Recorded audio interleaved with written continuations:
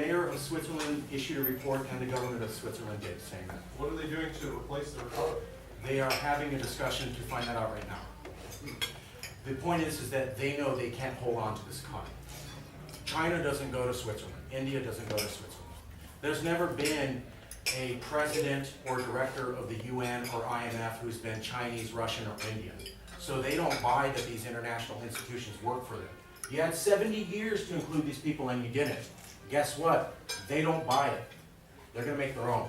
So they've already bailed on Switzerland, they bailed on the UN, they see it as unfair and biased, and that's why they're making their own thing. Why do all these countries that hate us want to use us as their mediator? In this hypothetical economy, why would they choose to use California as a meeting place? Great question, great question. California already has its own independent identity on the international world. So, great story. British Prime Minister Tony Blair flew to California to congratulate Governor Arnold Schwarzenegger on the first climate change policy in the entire Western Hemisphere. Shook his hand, met a few other people, got on his plane, flew right back to England, didn't stop anywhere in the rest of America. Russian Foreign Minister Sergei Lavrov flies from Russia to Silicon Valley, meets California business leaders, flies right back to Russia, doesn't stop anywhere in the rest of America. You have stories and stories and stories of that. Who's heard of Yao Ming, Chinese basketball player? Mm-hmm. Yao Ming is now a billionaire. You know how he got that way? It wasn't basketball. He sells California wine.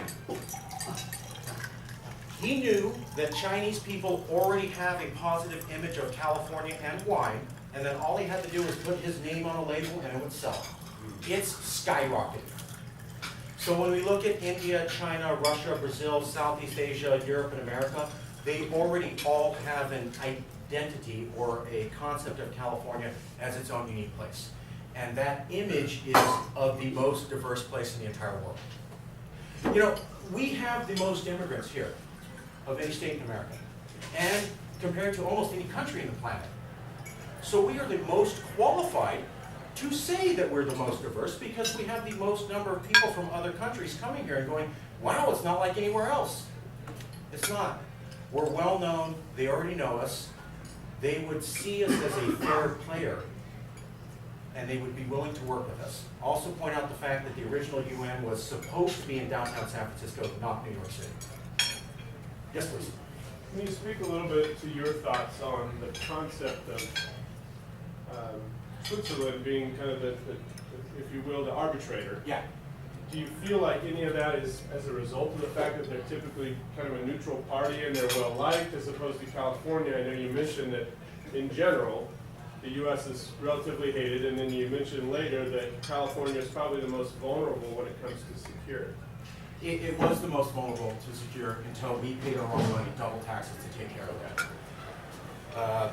The question before that was? With regard to just your overall thoughts on that, do you feel like people gravitated to Switzerland as an arbitrator because of the fact that they're relatively neutral, or they are neutral? Switzerland made the decision 200 years ago to become a national negotiation center for the world, and then made decisions after that for banking secrecy laws and privacy laws and neutrality. That came after this strategic decision to do this. And an interesting thing about Switzerland, Switzerland was a colony of France when it became the national neutral arbiter. California's connected to America, but it has its own identity. We can still be connected and make this move because the Swiss did it 200 years ago. Any other questions, please? Yeah, so Yes, please. we all know that Fresno is not exactly the easiest place to get to. So how do we play this part of it? Central Valley.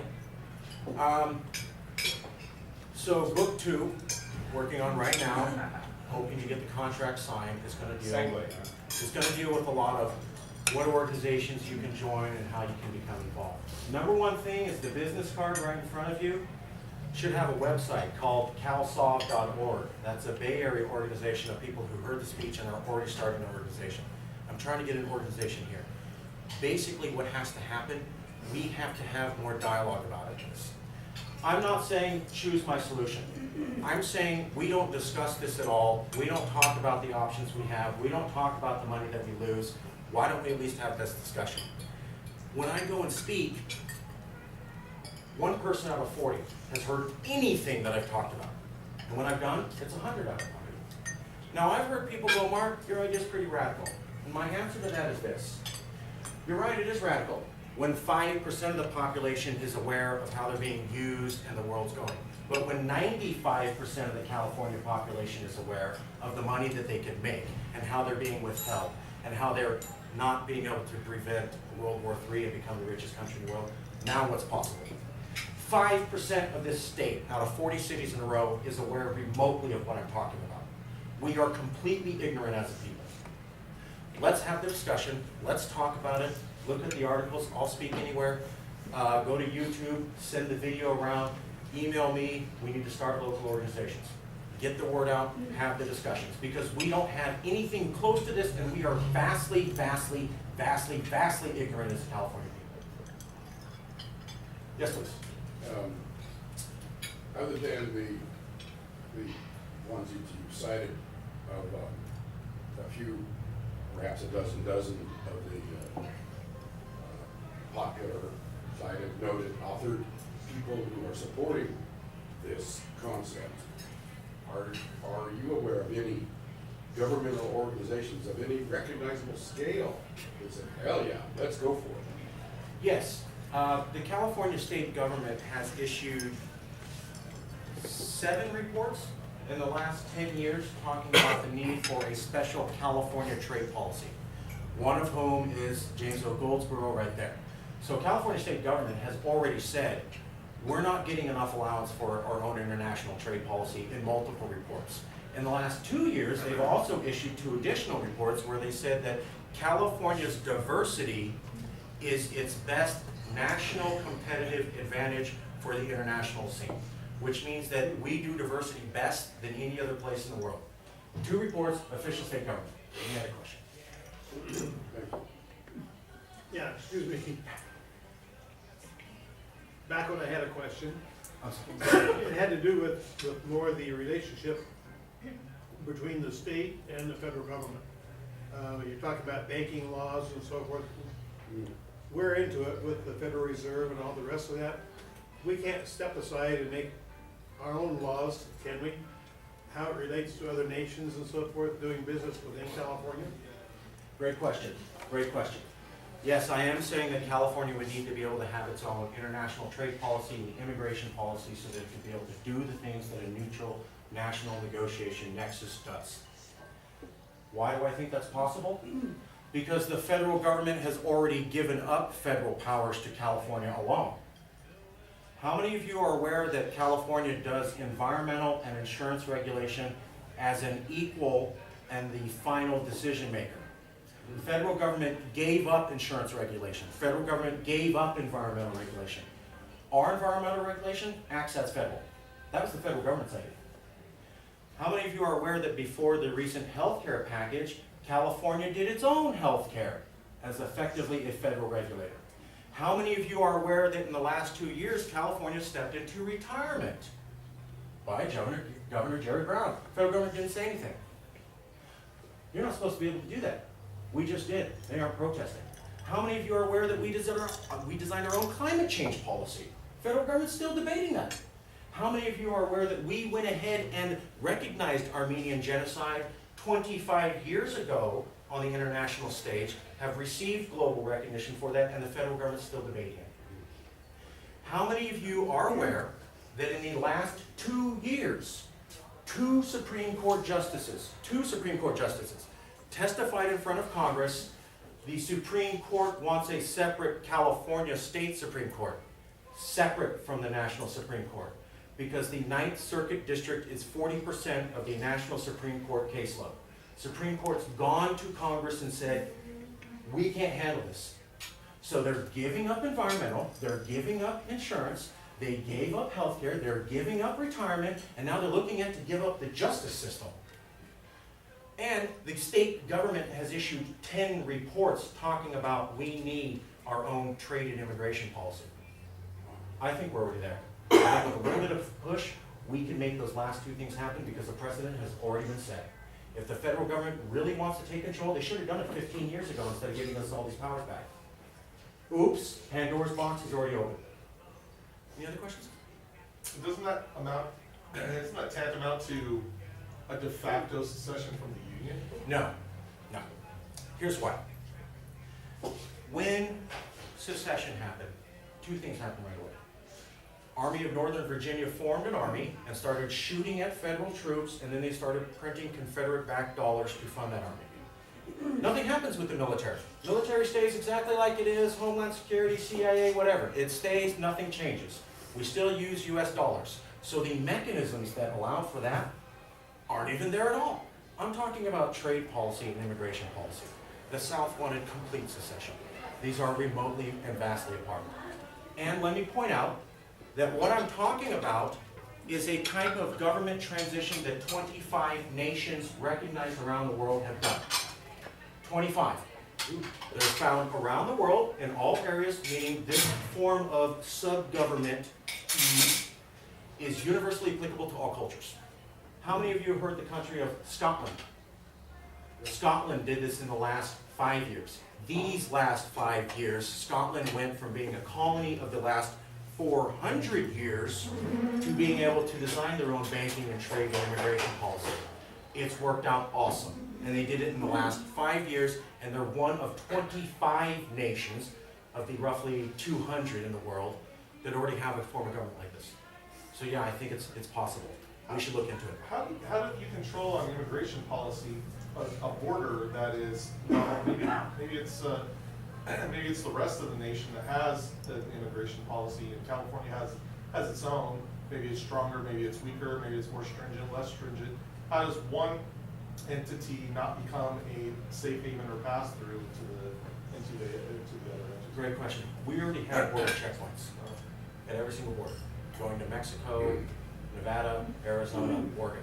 So how many of you ever drove into California from another state? Did they stop you and ask if you had fruits or vegetables? Sometimes. That's a checkpoint. Infrastructure's already set up. Next question? Well, I'd just like to add a thought to that if I can. Yes, please. I grew up in Illinois, and I moved here 30 years ago, and I don't know if you heard about the couple that moved here from Illinois, and they had 9 children. 9. Okay. They weren't Mormon, they weren't Catholic, they just had 9 kids. So when they got here, his wife decided maybe it was time, So they found a doctor that could do the procedure for them, and when they went into the doctor's office, he said, well, let me ask you, why did you wait until you moved here and have 9 children? He said, well, we heard that when we moved here from Illinois, that 1 out of 10 children born here is Mexican, and we don't speak Spanish. Oh. I want to build on that. Thank you. Thank you, that's perfect. So, You can use that. I will. I'm going to segue into that. So, how many of you have ever heard California is the land of fruits and nuts? I grew up hearing that.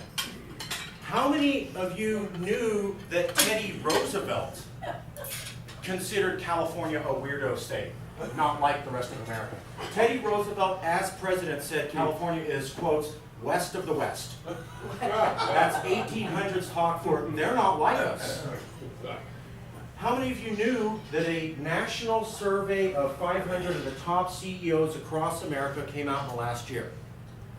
Official report, covered in the national news. And in that report, one of the CEOs said, I hate California so much they should go ahead and secede. That's a national report. That quote was printed in multiple newspapers. That was the best survey of CEOs. How many of you ever heard of Glenn Beck? Anybody heard of Glenn Beck? Is that a CEO? I guess his own company. This is my favorite story. So, Glenn Beck, around 2005, we had forest fires in LA. A couple thousand homes were burned. Tens of thousands of people lost their home. They only had that sweater they put over their jacket and a bottle of water. And about 4 firefighters were burned alive. Glenn Beck goes on air on Fox News and says a bunch of people who hate America lost their homes today. Ha ha ha ha ha! That's aired 3 times throughout that year. No protest, not taken down. Now, I want to get this straight. People are burned alive, they lost their homes and they're homeless, and that's amusing because you don't like America. Sound friendly? Let's talk another one. Who knows who Jerry Falwell is? Exactly. Jerry Falwell is a national religious leader who helped President George W. Bush get elected. He was the National Religious Caucus in there. I'm not arguing good or bad. George W. Bush got elected. His reward to Jerry Falwell was that Jerry could have a web page on the official White House website. Make that clear. Your federal tax dollars, President's official White House website, separate web page for Jerry Falwell, campaign contributor. That's a little odd on its own, but it gets better. Jerry, being a radio host, decides to take callers. One of the callers calls in, and this is on the web page, on the official White House website that you paid for after 9/11. One of the callers says, "Hey Jerry, if a terrorist sneaks a nuclear bomb into the port of San Francisco and blows up California, is that wrong because they're evil?" Jerry says, "No, that's fine. White House website, your money on there after 9/11. Now let's add that up to you didn't get your 9/11 protection money for 5 years after 9/11.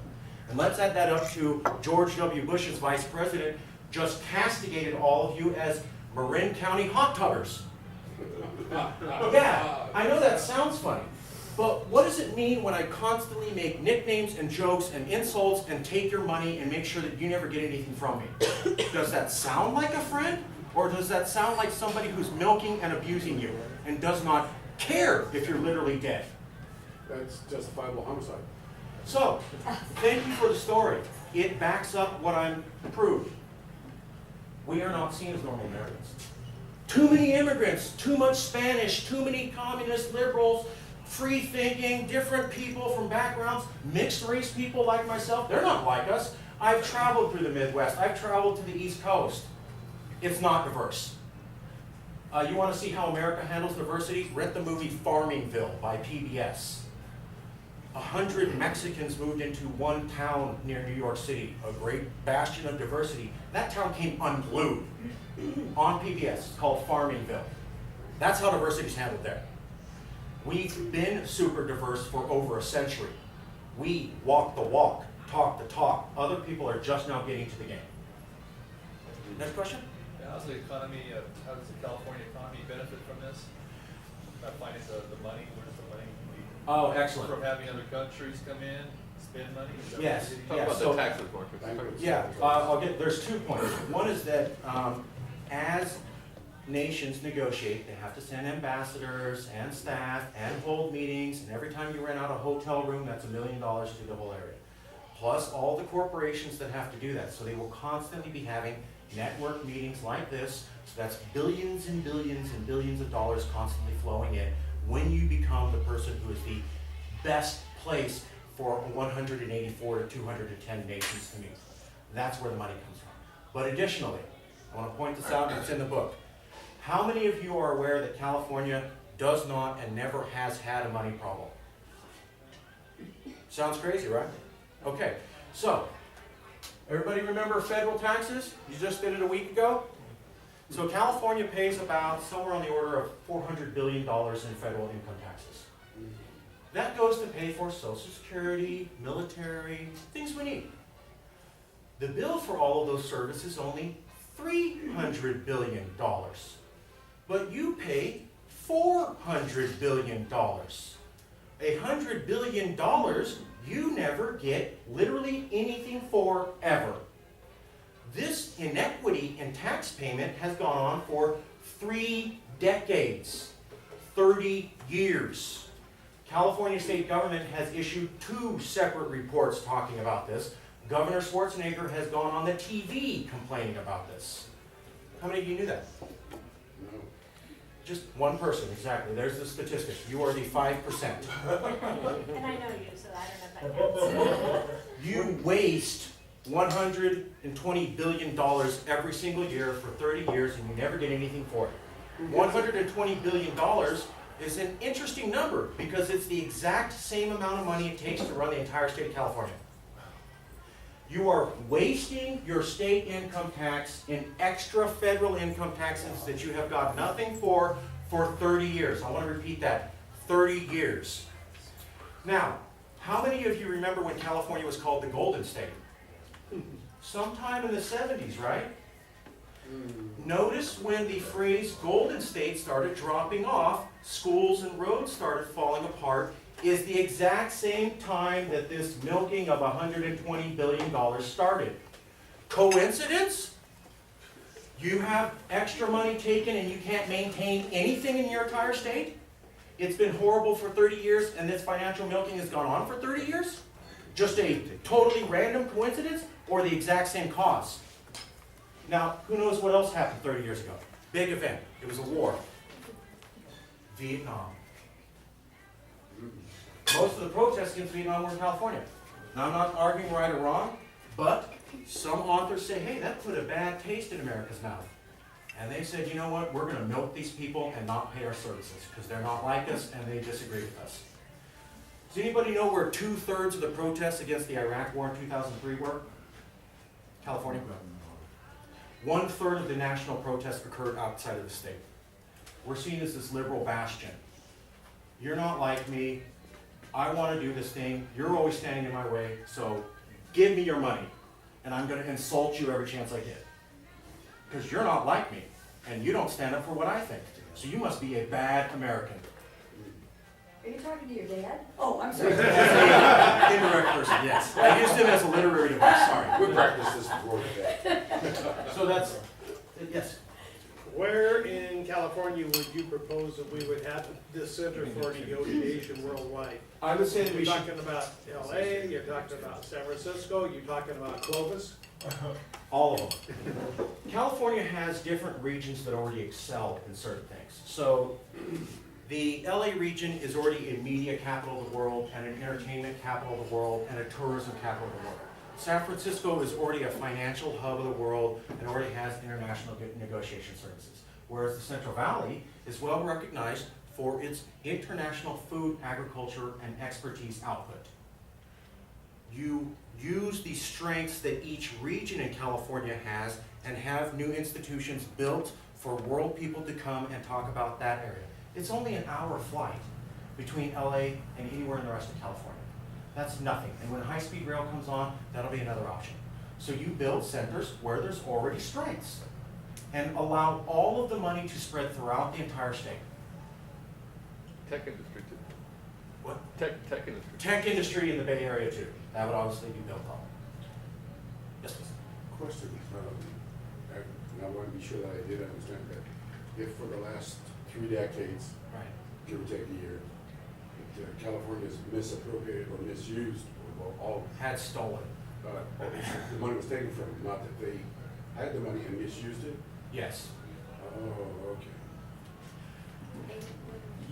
Your bill's only $300 billion. I charge you $400 billion. I do this 30 years in a row. I don't ask you how much you think you need to pay. I just take it. Yeah. What are you gonna do? Nothing. Go ahead and complain. Haven't- See how far it gets. Any other questions? Yeah. Oh, yes, please. That's, Okay, in this context, how soon do you think California should take action to fill this void? And how long do you think another country could figure the same thing, you know, have more or less the same characteristics? So how soon, what's the sense of urgency in making decisions for this kind of? Okay, that's 3 questions. So right now, sense of urgency.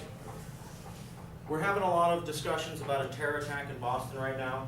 And that was horrible and stuff. How many of you heard about the possible World War III scenario that's happening right now on the border of India? China has a couple thousand troops who just walk right across the Indian border and set up shop. India's thinking of mobilizing their army to attack them. That's World War III. Anybody heard of that? Urgency's right now. Right now. How long would it take us to do it? Well, Scotland made the transition in 5 years. I would say when we get to where 95% or 60 or 55% of Californians are at least aware of what's in the book, then we can have the discussion in serious debate that would be required, because I'm only coming up with a 30,000-foot general idea. There's a million conversations that would have to happen amongst millions of Californians to work out all the details. I would say about 5 years, because most of the other countries that had that sub-governmental form did it through a series of votes and debate within a 5-year time frame. Any other questions? Check it out, right? Chinese troops walk into India border. That happened 2 weeks ago. We're not talking about it. And that's the kind of thing where people start shooting nuclear weapons at each other. They crossed the border? The Chinese just straight up walked across the border and said, guess what, we're here, what are you gonna do about it? We got tanks, we got guys with machine guns. If you wanna move an army in here, then we'll see what's up. Both of those countries have nuclear weapons, and they fought a war in the 1970s that they never technically ended. Yeah, that's a recipe. CIA also says that the most likely scenario for a launching point for World War III is the border between China and India, coincidentally. Any other questions? Well, I'll stop right there. Please email me, check out the website. Oh, one last question. Yeah, Yes. quick question of clarification, just, I'm amazed at the amount of information and the depth 7 you got years. into.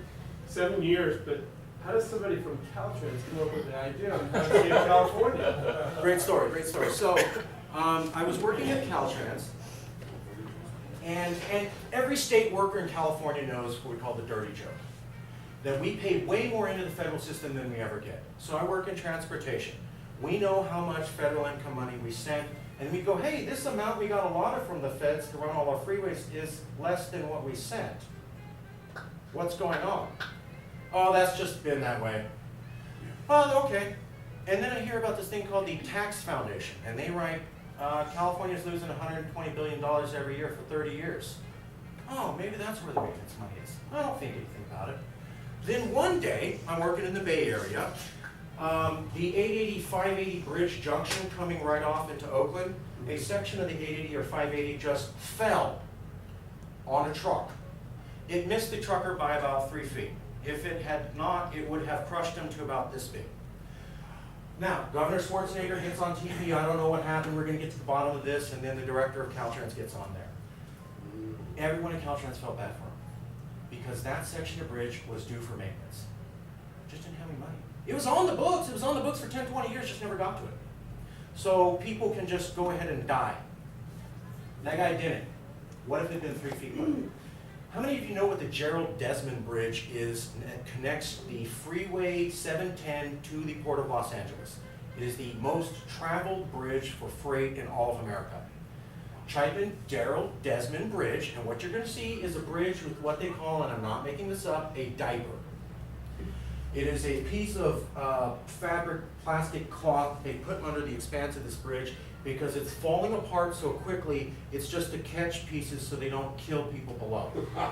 They've had this diaper on this most heavily traveled critical infrastructure bridge for over 10 years. You'd think that's something we should get on. So I just kept saying, hey, okay, we lose all the money, we don't get what we pay for, and things fall on us and crush us to death.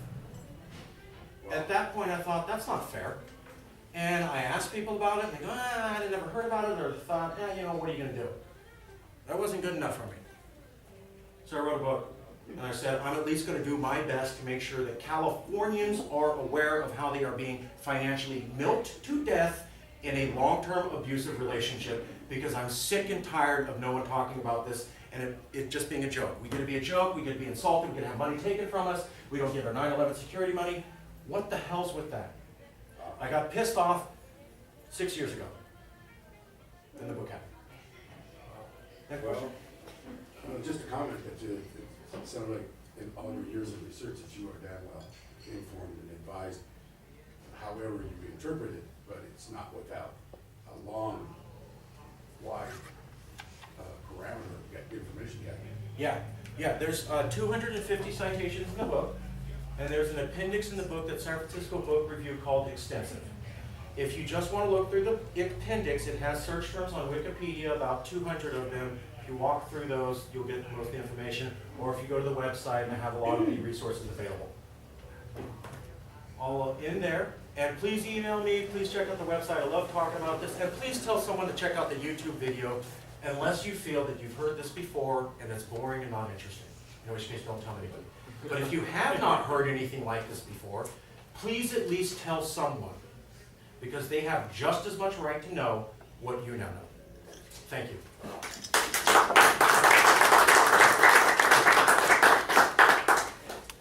They